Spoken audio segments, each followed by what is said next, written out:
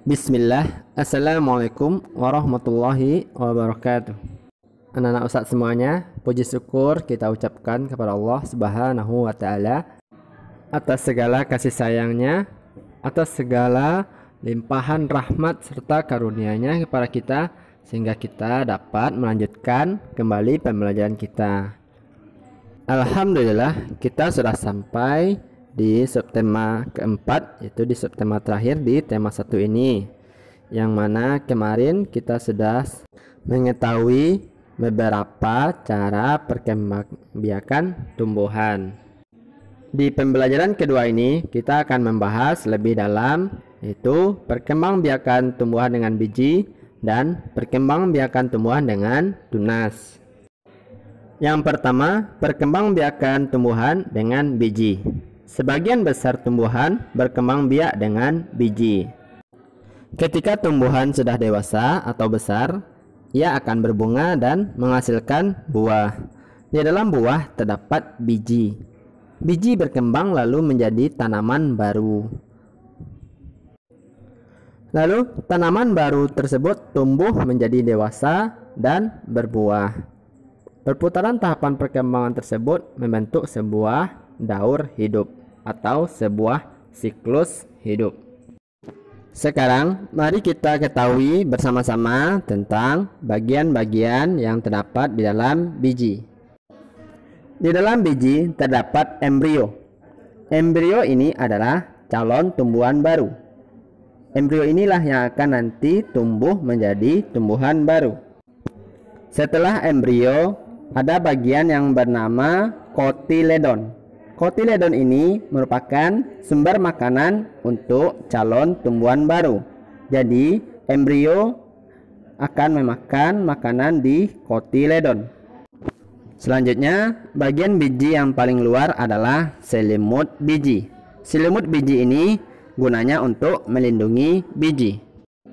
Sekarang, perhatikan gambar daur hidup tanaman semangka berikut.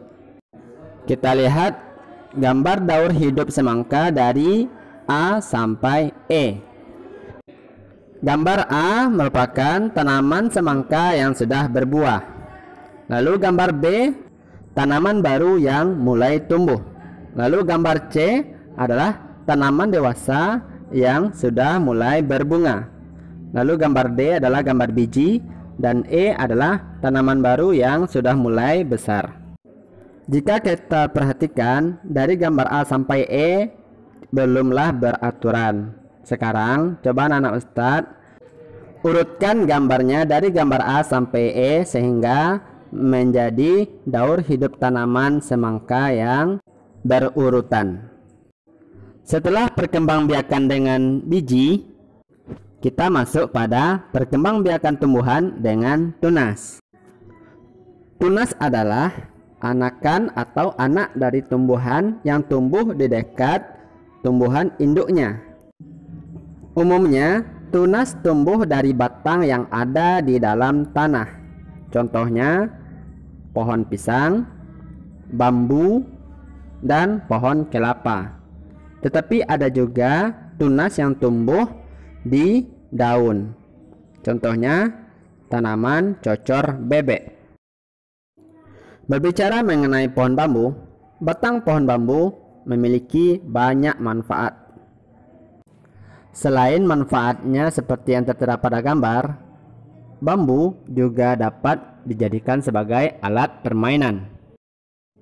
Permainan ini bernama rangku alu, yaitu permainan yang berasal dari Provinsi Nusa Tenggara Timur.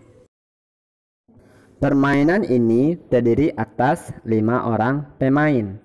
1 orang pemain bertugas untuk melompat dan 4 pemain lainnya bertugas untuk memegang batang bambu.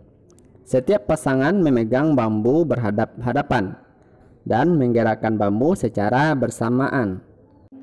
Jika kaki salah seorang pemain yang bertugas untuk melompat tersebut terjepit, maka dia akan digantikan oleh pemain lainnya.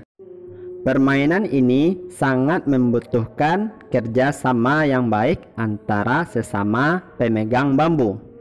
Jika tidak ada kerjasama, itu akan membahayakan pemain dan pemegang bambu.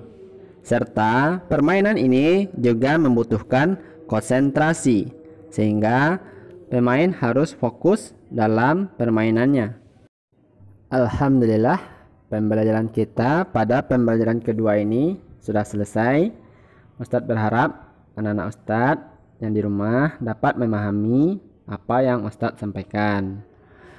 Ustadz akhiri dengan Assalamualaikum warahmatullahi wabarakatuh.